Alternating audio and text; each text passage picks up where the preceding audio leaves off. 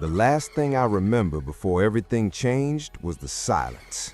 Not regular silence, not the kind you get when a room goes quiet or when a TV shuts off. This was the silence of 200 miles of frozen nothing stretching in every direction. The kind of silence that sits on your chest. I was driving the Dalton highway in late November, alone, the kind of alone that most people have never truly felt. There are no towns out there, no gas stations after a certain point, no cell service, no other drivers at 2 a.m. in -40 weather. Just you, a truck, and the dark. I was a supply driver, had done the Dalton maybe 30 times over 2 years. It never got comfortable, but it got familiar. That night, somewhere between the Yukon River crossing and Coldfoot, something stopped being familiar. My headlights were good, bright. It cut about 200 feet into the darkness ahead, and for those 200 feet, everything was normal. Packed snow, ice, the ridged marks of previous tire tracks. But something in the trees to my right kept pulling my eyes. At first, I thought it was just a tree line playing tricks. Up there, the spruce grows short and twisted from permafrost and cold. It looked like hunched shapes even in daylight. At night, with headlights sweeping past them, they can look like anything your brain decides to make them. I told myself that for about 20 minutes. Then I heard the sound. It came through the passenger window, which was cracked about an inch for airflow. A low, slow breath. Not wind. I've heard every kind of wind sound that highway makes. Wind through the cab, wind under the chassis, wind across the mirrors. This was not wind. This was the sound of something exhaling. Long, slow, deliberate. Almost like it was trying to stay quiet but couldn't quite manage it. I rolled the window up. The sound didn't stop. It was coming from outside, yes, but also somehow inside the cab, like it had followed the pressure change, like whatever was making it was right beside the door. I accelerated. My truck groaned and picked up speed, tires biting into packed snow.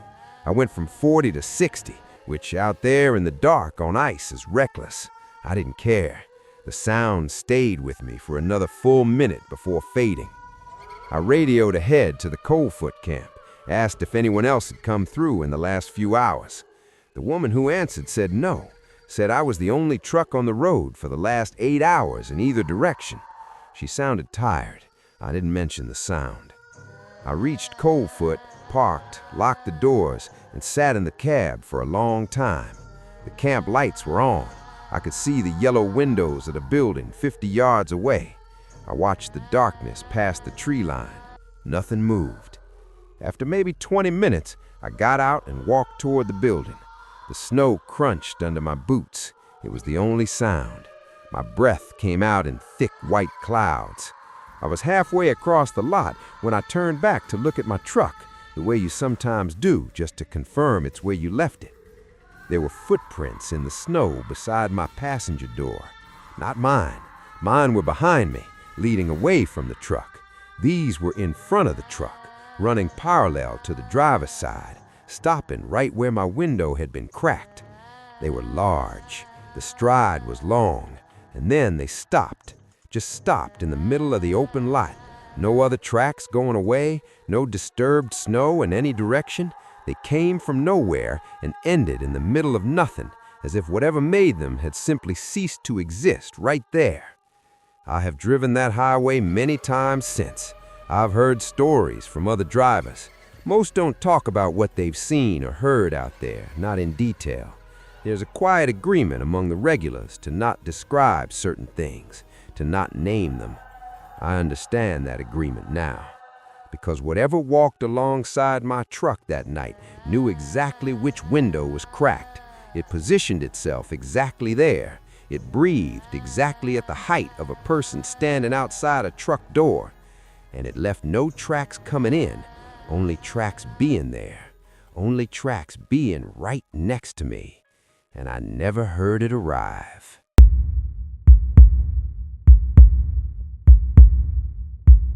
My family has owned a cabin outside of Talkeetna for 4 generations. My grandfather built it. My father added to it. I grew up spending winters there, and I thought I knew every sound that building made. I was wrong. It was February. I had gone out alone for a long weekend. My wife and kids stayed in Anchorage. I wanted quiet, wanted to split wood and read and not think about anything important. The cabin has no internet, one propane generator for emergencies, wood stove for heat, a battery-powered radio that mostly picked up static that far out. The first night was perfect. Wood burning, wind outside, the sound of the trees creaking under snow weight. I read until midnight and slept hard. The second night, something knocked on the door. Not a hard knock, not urgent. 3 slow taps, measured, like someone being polite. It was 11 o'clock, minus 30 outside. The nearest town was 45 minutes by snowmobile on a good trail, and the trail had not been groomed in weeks. There was no reason, no possible reasonable reason for anyone to be at that door. I sat very still. 3 more taps, same rhythm, same patience. I have a rifle. I got it from the wall. I stood in the middle of the cabin and looked at the door. The cabin has one small window beside the door, but the frost had built up on the inside of the glass, and I could not see out clearly. Just shapes, just the dark blue of nighttime snow. I did not open the door. I said loudly, "Who's there?" Silence, a long silence. The fire popped. The wind moved against the north wall. Then the tapping started again, but this time it wasn't at the door. It was at the window. The small window right beside the door, the one I was looking at. Something was tapping at the glass, slow, patient. 3 taps, a pause, 3 taps. I took a step toward it. The frost on the glass had a slight smear, like a finger dragged through it from the outside, not clearing a spot to see in, just dragging, back and forth, slow. I did not sleep that night. I sat in the chair facing the door with the rifle across my lap. The tapping continued for about 2 hours, moved from the window to the door to the south wall to the north wall, like something walking a slow circle around the cabin. Then it stopped. Just after 3 in the morning, it stopped. When it got light enough, I went outside. The snow around the cabin showed something had circled it. The tracks were not clean. They were smeared and heavy, irregular spacing, sometimes 2 feet apart and sometimes 6. Whatever made them was not moving in a straight, natural way. It was moving in a way that suggested something that had learned how to walk, but had not practiced enough. The tracks stopped at the tree line. I called my father when I got back to Anchorage. He was quiet on the phone for a long time. Then he said, "Did you leave food out?" I said no. He was quiet again. Then, "The cabin has been knocked on before. Your grandfather wrote about it. He said to never open the door. Whatever it is, it's been coming back for a long time." I asked him why he never told me. He said he didn't think I'd believe him. He said his father's rule was simple. Don't acknowledge it, don't speak to it, don't open the door. Because his father believed, and my father believed after him, that whatever came knocking was not looking for someone to let it in. It was looking for someone to come out.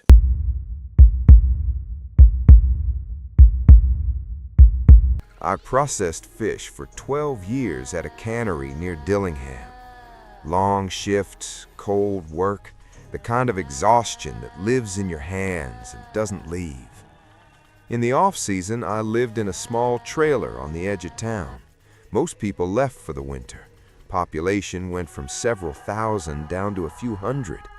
It got quiet in a way that's hard to explain to people from cities. One October, I started noticing that my dog wouldn't go outside after dark. This was not normal for her. She was a big mixed breed, part husky, the kind of dog that wanted to run in any weather, that scratched at the door when snow was falling and wind was up. She loved being outside. She had no fear of anything. In October, she started refusing. I would open the door at night and she would back away, hackles raised, absolutely still, staring out the open door into the dark, and then slowly backing away until she was under the kitchen table. I thought maybe a bear. Brown bears around Dillingham don't always den early, but she'd seen bears before, and her reaction was different. That was aggression, barking, trying to get past me. This was something else. This was terror. I started paying more attention to what was outside my trailer at night. I noticed the smell first. Not every night, but sometimes. A wet, heavy smell, like something large and damp standing very close to the building. Not garbage, not bear musk, which I know well. Something different, thick and organic, like standing water in a deep hole. Then I noticed the sounds, or the absence of sounds. In October in Bristol Bay, there's always bird noise, even at night. Owls, ravens moving in the dark, wind through the tundra grass. On the nights I smelled that smell, all of it stopped. Every single natural sound went silent for hours at a time. I talked to an old Yupik man who came into the cannery store sometimes. I described what was happening without saying I was afraid. He listened without any expression. When I finished, he asked how long I'd been there. I said 12 years. He nodded and said some places had things that took a long time to notice you. He said once they noticed, they came back. I asked what they were. He looked out the window for a moment. Then he said the word in Yupik and then shook his head and said there wasn't a good English word for it. He said the closest was something like the thing that waits to be mistaken for something else. He told me not to go outside alone at night. He told me to keep my dog inside. He told me, and this was the part I thought about for a long time after, that I should not try to see it clearly. He said that some things out there on the tundra are dangerous in the way that predators are dangerous, but that this one was different. He said this one got worse if you looked at it, like looking made it more real, more present, more certain of what it was doing there. I moved away the following spring. I do not know what was outside my trailer those months. I do not know if it's still there. But I know that my dog, who was the bravest animal I have ever known, refused to look at whatever it was. She would go under the table and press herself as flat as she could get and point her nose toward the wall. She would not look at the door. She would not look at the dark. And I think now that she was smarter about it than I ever was.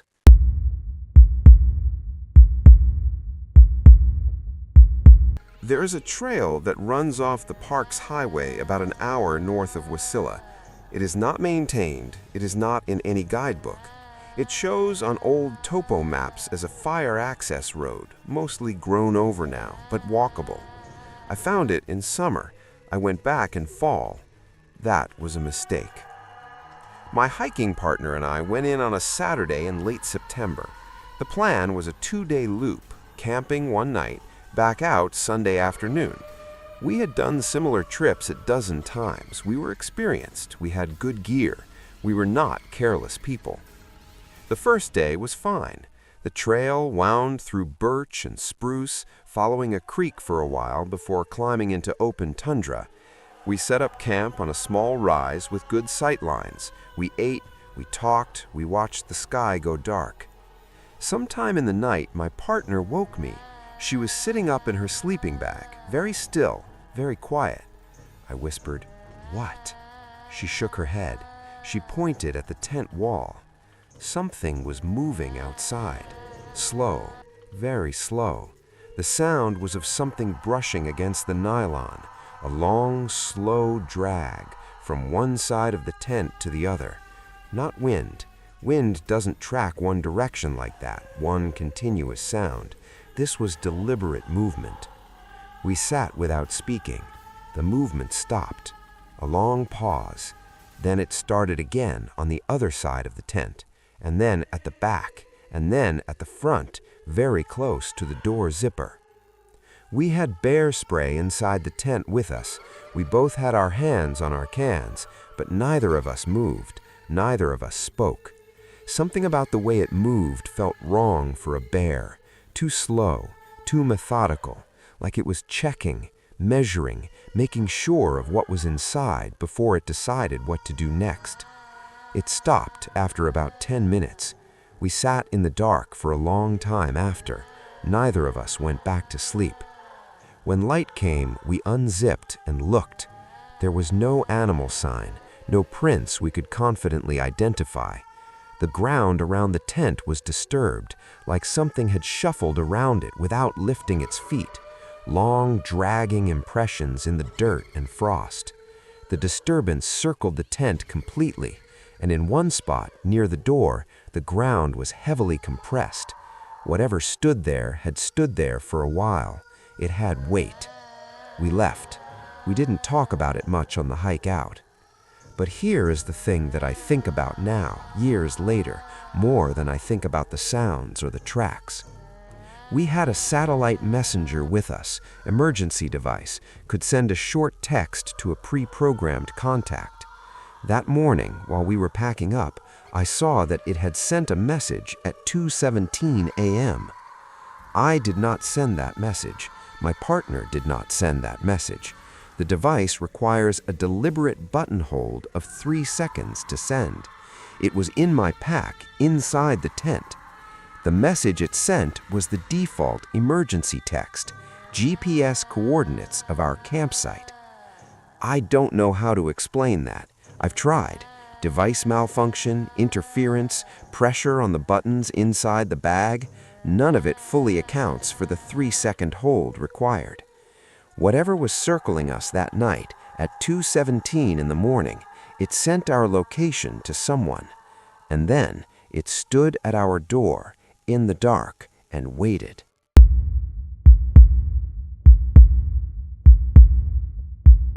I worked for the Coast Guard Auxiliary out of Kodiak for 3 years. Volunteer work, mostly search and rescue support, radio watch, that kind of thing. I was not a fearless person. I was careful and methodical, and I took the work seriously. I tell you this so you understand that what I am about to describe was not the result of poor judgment or panic. In August, I was on a solo vessel check about 12 miles offshore, routine. The weather had been good all day but was turning. I was heading back when the engine developed a knock, and I slowed to diagnose. It was around 9:30 at night, still enough light to see, but fading fast. I was sitting at idle, maybe 4 knots, when I saw the light. It was in the water, not on the water, in it, about 40 feet off my port side, a pale white-blue glow, moving slowly south, moving at about the same speed I was, moving with me. My first thought was bioluminescence. Kodiak waters have it. But bioluminescence is surface level and reacts to movement. This light was deep, at least 10 or 15 feet down, and it was steady, not flickering, not spreading. A concentrated source, maybe 3 feet across, moving through the dark water like it was going somewhere specific. I cut my engine. The light kept moving. Then it stopped. It held position for maybe 30 seconds. I watched it from the stern. The water above it was black and calm, no disturbance at the surface. Then, very slowly, it turned. And when I say it turned, I mean the light itself seemed to orient, like it became aware of where my boat was. It moved toward me. Not fast, steady, crossing the 40 feet between us in about 20 seconds. I watched it come. I was unable to move, not paralyzed exactly, but fixed, watching. The light came to rest directly beneath my hull. I could see it through the water, directly below me, maybe 12 or 15 feet down, just there, just glowing, waiting. I started my engine. The knock was still there, but I pushed past it and ran for harbor. The light followed me for almost a mile. I know because I kept looking back, and it was there, under the surface, keeping pace. Then it wasn't. I don't know exactly when it stopped. I know it was gone by the time I was 5 miles out. I filed a report back at the station. The officer on duty wrote it down without much expression, asked standard questions: weather, sea state, my condition. Then he asked if the light had ever surfaced. I said no. He nodded and wrote something. I asked if he had heard similar reports. He said, and I wrote this down later for memory, there are a few things out there that the water doesn't really keep. He didn't say anything else. He handed me my copy of the report and said goodnight. I have never been able to find out if other accounts exist. I've talked to fishermen, to other auxiliary people. Most of them listen politely and change the subject. One older fisherman, when I described it to him, just said, "Were you alone?" I said yes. He said, "It only comes when you're alone." He didn't tell me what it was. He just went back to his coffee. And I have thought about that condition ever since. Only when you're alone.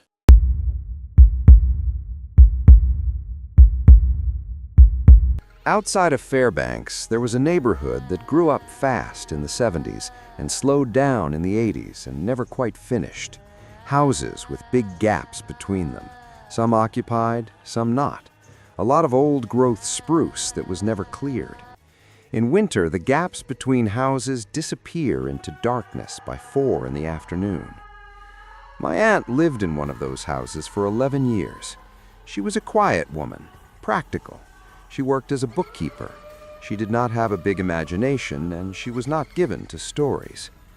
She called me one January, and her voice was different.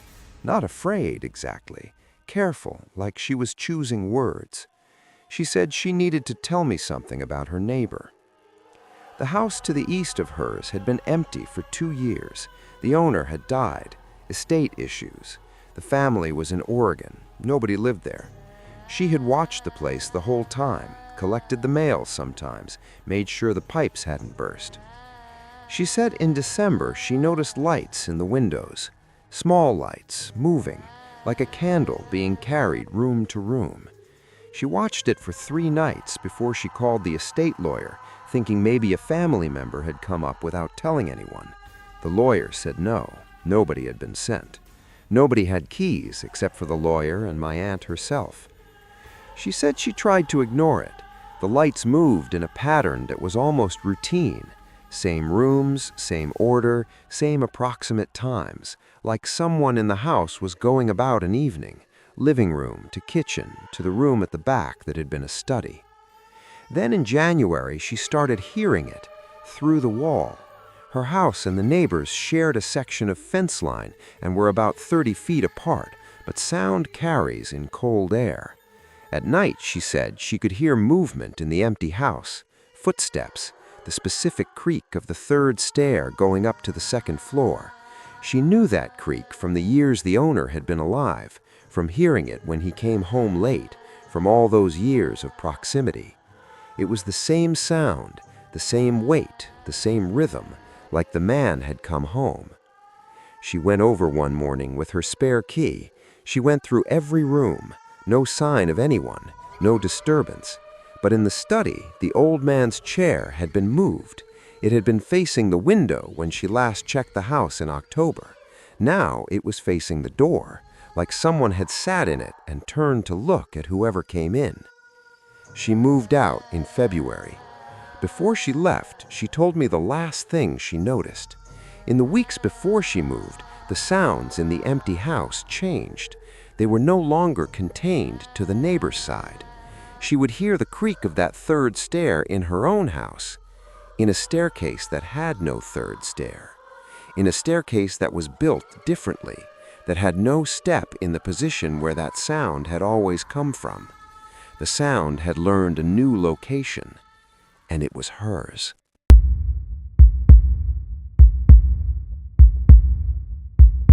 I spent a summer working a remote property north of Nome for a man who was doing amateur archaeological survey work.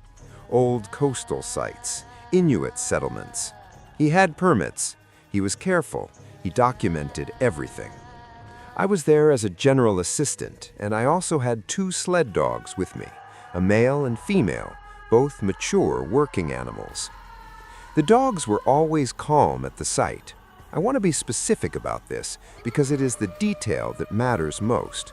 For 2 months, those dogs were completely calm. They wandered, they slept in the sun, they ignored the digging.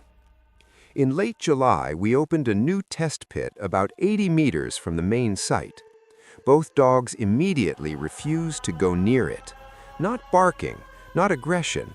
They would walk to within about 15 feet of the new pit and then stop and sit. They would not come closer. This was not fear of the hole itself, because they had been fine around every other pit we dug that summer. This was specific, this pit. The man I worked for thought it was interesting. He noted it in his log. We kept digging. On the 3rd day of work in that pit, we found something below the organic layer that wasn't typical for the region or period. It was a deliberate deposit. Objects placed with care. I will not describe the objects in detail because I'm not comfortable doing so, but I will say they were wrapped in material and tied, and they were not food stores, and the way they were arranged suggested they had been placed intentionally to stay in the ground. The man photographed everything. He labeled it all. He was excited. That night I was in my tent and I woke up at about 2 in the morning to the sound of my dogs, not barking. The sound was low and continuous, the kind of vocalization dogs make when they're in distress, but trying to stay quiet about it. I got out of my sleeping bag and unzipped the tent. Both dogs were standing outside, facing north toward the new pit. The sound was coming from both of them, that low, vibrating noise in their chests. There was nothing visible in the direction they were looking, but the air felt wrong. I have tried to describe this to people, and the best I can do is say it felt occupied, like the empty tundra was not empty anymore. In the morning, I walked to the pit. Everything we had excavated and left in situ was disturbed, not taken, not destroyed, moved. The objects had been rearranged. Each one had been turned so it faced down instead of up. Every single one. Whatever had been in that pit had been placed facing upward. Now they all faced down. The man I worked for was shaken. He spent a long time at the pit without speaking. Then he very quietly covered everything back up. He photographed the disturbed state, and then he decided we were done with that pit and that area. He did not file a full report on that specific location. When I asked him about it later, he said, "Some things were put somewhere for a reason. Not everything buried is meant to be found." He paused, then added, "And not everything that was buried stays that way when you open it up." He never said what he meant by that exactly. He didn't have to.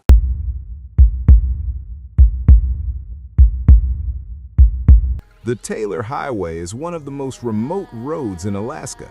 It runs from the Alaska Highway up to Chicken, a tiny community with maybe a few dozen year-round residents, then continues to Eagle on the Yukon River. The road closes in winter. There are sections so far from help that a breakdown can be genuinely dangerous, even in good conditions. I drove it in early October, right before the seasonal closure. I was trying to get to Eagle for a story I was working on. I was in a good truck, had extra fuel, food, and supplies. I was experienced in remote driving. About 60 miles up the Taylor, I had to stop for road maintenance equipment blocking a narrow section. I waited maybe 15 minutes, killed the engine to save fuel. It was overcast, cold. The birch had gone yellow and a lot had already dropped their leaves. The hillsides looked bare and open. While I was waiting, I noticed a figure at the tree line. About 200 meters off the road on a hillside to my left, standing at the edge of the timber, a person or the shape of one. Still, just standing there looking toward the road. This is remote country, but people do hunt it, do prospect it, so at first I didn't think too much. I noted it and went back to my phone, which had no signal, doing nothing. When I looked up again a few minutes later, the figure was closer. Not drastically, maybe 150 meters now instead of 200, but the hillside was open. I had been watching. I had not seen it move. I watched it for a while. It did not move while I watched. It just stood. The road crew cleared the blockage and I started my truck. The figure was still there. I drove about 2 miles and checked my mirror. It was on the road behind me. On the road, standing in the middle of the lane, watching my truck. I accelerated. I kept checking the mirror. It disappeared from view as the road curved. I told myself it was a hunter. Told myself it had come down from the hillside while I was focused on navigating. About 10 miles on, I had to slow for a section of bad washboard. There was something ahead of me on the road, standing in the middle of my lane. Same shape, same stillness, just there, like it had been there all along, like it had not been 10 miles behind me 3 minutes ago, just waiting on the road ahead of me. I laid on the horn. It did not move. I came to a stop about 30 feet from it. The shape was the right height for a person, the right width, but the details were wrong. It did not have the texture of a person. Clothing, skin, face, none of it resolved correctly no matter how I tried to focus. It looked like something that had the rough dimensions of a person, but had not committed to the specifics. I held the horn. After a long moment, it stepped off the road into the ditch, into the trees. Gone. I drove to Chicken and did not stop. The couple who ran the lodge there let me stay the night. I told them what I had seen. The woman listened and then asked which direction I had come from. I told her. She said a few other people over the years had reported something on that stretch. She said it had always been described the same way, like a person who hadn't finished deciding what it was yet. She said nobody knew what it was, but everyone who saw it said the same thing. It was never there when you looked directly at it, only in the corner of your eye, only when you were almost looking away.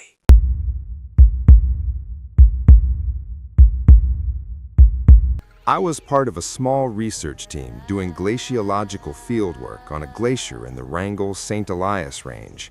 4 of us. We camped on the ice for 10 days in late June. The glacier is several miles wide and moves constantly, cracking and groaning. You get used to those sounds. They become background. You stop hearing them. On day 6, we started hearing something different. Under the glacier sounds, under the creaks and the deep pressure pops, something else, a rhythm, low and repetitive. Not the ice. The ice sounds random, structural, unpredictable. This was ordered. Every 11 or 12 seconds, a low throb, felt more than heard. We all noticed it independently, mentioned it at dinner without connecting it to anything strange. It was probably acoustic phenomenon, sound conducting through the ice in an unusual way, something from far off that the glacier was amplifying. We were scientists. We looked for physical explanations. But it continued every night, starting around 11 and going until roughly 4 in the morning, every 11 or 12 seconds, for 5 days. On day 9, my colleague went outside to use the latrine at around 2 a.m. She came back in quickly. She said there was something on the glacier. We looked out the tent. About 300 meters out, across the flat white expanse of the ice, there was a dark mass, not large, hard to judge scale at night on open glacier. It was moving, slowly, very slowly, and the sound was louder with the tent door open, clearer. The rhythm was coming from that direction. We watched it for about 10 minutes. It moved steadily across the ice, going roughly east. Then it went into a crevice field area where we didn't operate due to hazard, and it disappeared from view. We did not sleep well that night. The next day, we crossed to the area where it had entered the crevice field. We found marks on the ice surface. Not footprints exactly. The ice was too hard and too wind-scoured for clean prints, but drag marks, long, continuous drag marks coming from the west and continuing to the crevice field edge. And at the edge, where the marks stopped, the ice on either side of the main crevice was compressed in a way that suggested weight, heavy, distributed weight. The crevice itself dropped about 60 feet into blue darkness. The sound, the rhythm, was loudest there. Standing at that edge, looking down into the blue-black interior of the glacier, the throb was clear and steady. 11 seconds, 12 seconds, 11. From somewhere below the ice, from somewhere in the dark of it. We broke camp that day and flew out.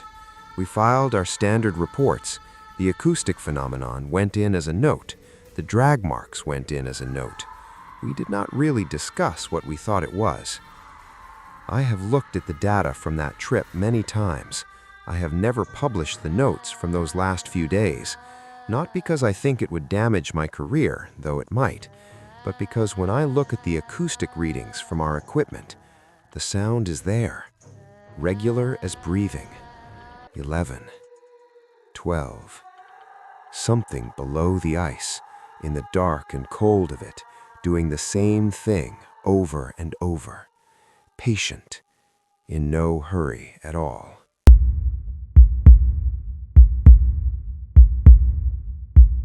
This account is not mine.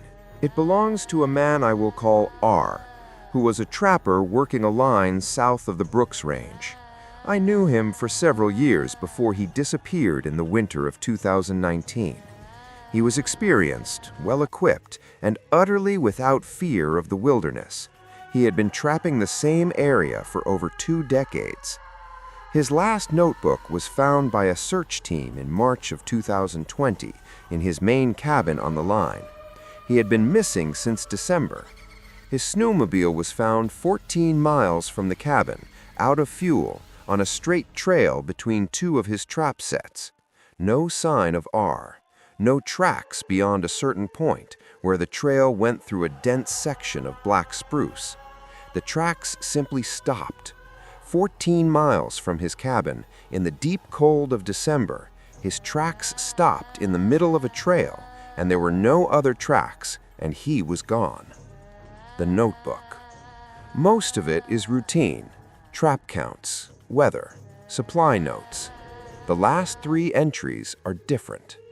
December 11th. Something has been following me on the east line for 2 days. Stays back about 100 meters. I hear it, but can't see it clearly. Not a wolf, not a bear, moving the wrong way.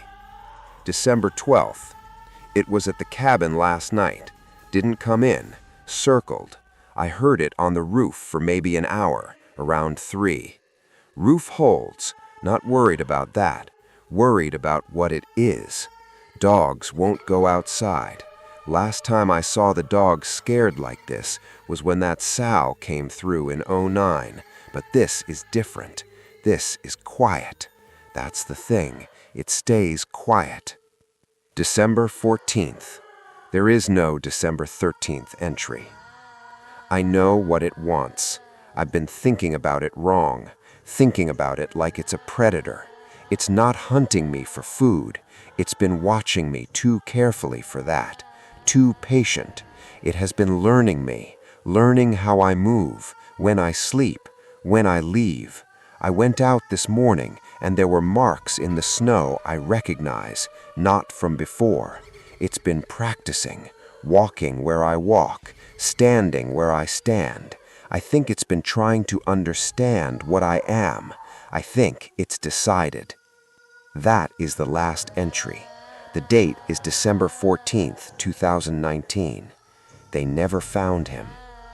But here is the detail that the search team mentioned quietly among themselves, not in official reports. The tracks leading away from the snowmobile, the tracks that stopped suddenly in the spruce. They walked through those trees carefully, following the trail ahead of where the tracks ended, continuing another 100 meters. And on the other side of the dense spruce, they found tracks again, but not his. These tracks were slightly wrong in the proportions, slightly too long in stride, slightly too wide in foot, like something had studied how a person walks and was attempting it, like something had practiced. And those tracks, the new ones, continued south, out of the trees, across the open tundra, away from the line, away from the cabin, south, toward roads, toward towns, toward people, toward everything R had ever described in 14 years of notebooks, toward everywhere he had ever been.